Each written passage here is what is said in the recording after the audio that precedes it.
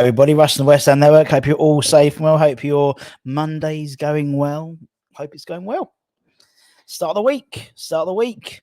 And we've always got through the international break. We've almost done it, my friends. Almost done it. But at least the rugby's kept us going, isn't it? Rugby's kept us going. Anyway, Hammer's Headlines in the Station with the KUMB.com, boys. 3 stories, a couple of international reports, that type of things. Let's start with the headline. Let's start with Aguerd. So it's been widely reported that we are expecting January. I know we talk about January, I know already, but we're expecting. Let's take that dot off his face. That's it. We're expecting January bids for our Moroccan defender Naif Aguerd, believed to be from Liverpool and Manchester City. Rather, the Independent has quoted that Jurgen Klopp is reportedly interested in making a bid for Naif, and whether that is in January or potentially next summer. But they face stiff competition for the 27-year-old Moroccan international defender from Man City. It's hardly surprising. Obviously, we had what was the sort of the Saudi sort of bid, or they were looking at acquiring Naif for the Saudi Pro League, but he said he wasn't going. He wanted to stay with West Ham. Obviously, he has been a reasonably standout performer, particularly last season, and this season seems to be doing well again. Doesn't always when he's up against a really sort of big striker, physically dominating striker, that's not his bag really. That's more Zuma's bag, where he sort of Naif's more wily, I think, when it comes to the sort of, if the forward's a little bit more sort of skillful rather than physically imposing.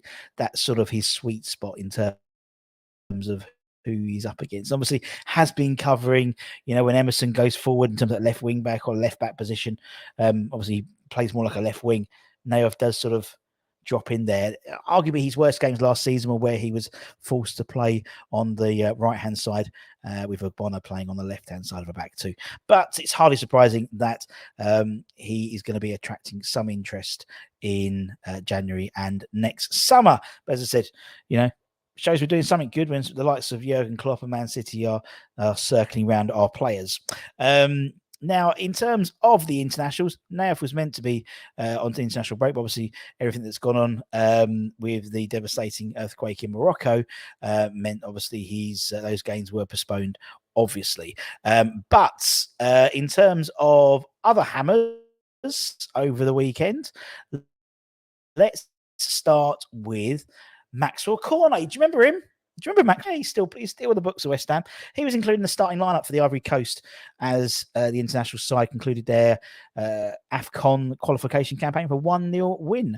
The hosts of the tournament are Cornet's Ivory Coast, and their spot was already guaranteed, so they could experiment with tactics throughout the qualification matches. As the host nation, they were already qualified, so to speak. The head coach, Jean-Louis Gasset, deployed a 4-3-2-1 formation for Saturday's match, with Maxwell Cornet being utilised in the left wing-back position for his first start since an away win to Togo last September.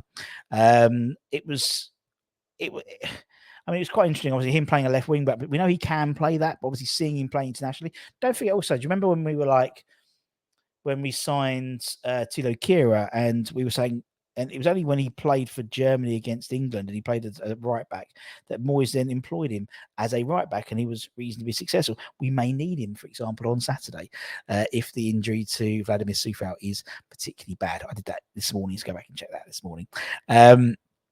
But yeah, interesting. Former Hammer Sebastian Haller was involved in the opening, scoring for Ivory Coast. But it's nice to see sort of a bit of, another option. Obviously, Emerson is a left wing back.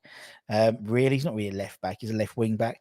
And Cornet can be employed there as well. Particularly, I'm thinking when it comes to like the European games, for example. We know Moyes sees him as more of a forward, but he can play a bit there if needs to be as well. Elsewhere, academy level, Sean Moore started for the under-19 Republic of Ireland side in their 1-1 draw away to Bosnia and Herzegovina.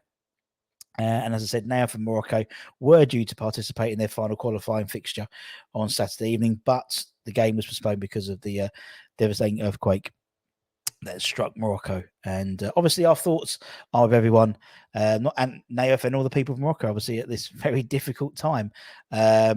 Elsewhere, we had Dinos. Dino.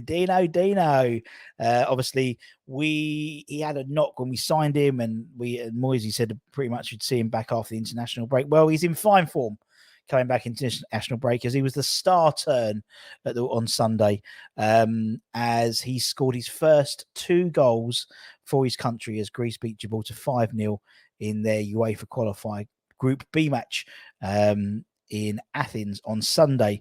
He scored the 2nd and 4th goal as Greece kept up the pressure on the Norway midway through the qualification campaign.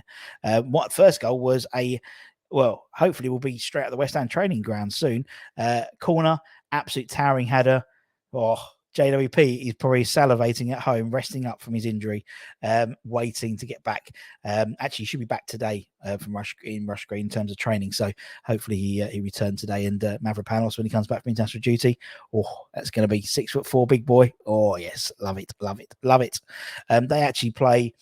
Greece play Norway. No, not Greece play Ireland on Wednesday in the final of this round of international games. That's it. Elsewhere, Thomas Souček captained the Czech Republic to a 1-1 friendly draw in Hungary. Obviously, Vladimir Sufel did not play. He did not travel to Budapest with apparently a small minor injury, although we don't know the full extent. He stayed in Czech Republic for treatment on that injury, so we'll see what the extent of that is. Elsewhere, the England under-18s were beaten 2-1 by Portugal in France, with Lewis Orford making his debut at that level as a late substitute, and Finlay Herrick was an unused substitute in the squad. So yeah, I mean, we've got loads of stuff coming up. Obviously, we've got a couple more days to transfer of the international break. We can do it, guys. And then it's literally all systems go. We've got a hell of a lot of games coming up in the next or in September. The rest of September left. I think we've got like 4 or 5 games in, or 4 games in like 12 days or something ridiculous like that, with Man City. And then we've got the first games of the Europa Conference League with TSC, Liverpool, and then we've got Lincoln City. And yeah, there's a lot of games coming up. So there'll be lots and lots of content coming up. So although it's been a little bit quiet, it's going to go full whack in about 4 or 5 days, 3 or 4 days time, when everyone returns back to international duty. But lunchtime today, I talk about Thomas Souček's contract. A bit weird. His 4-year deal, a little bit weird, maybe. And then obviously this morning I spoke about Vladimir Sufel in a little bit more detail in terms of his potentially being out for the City clash.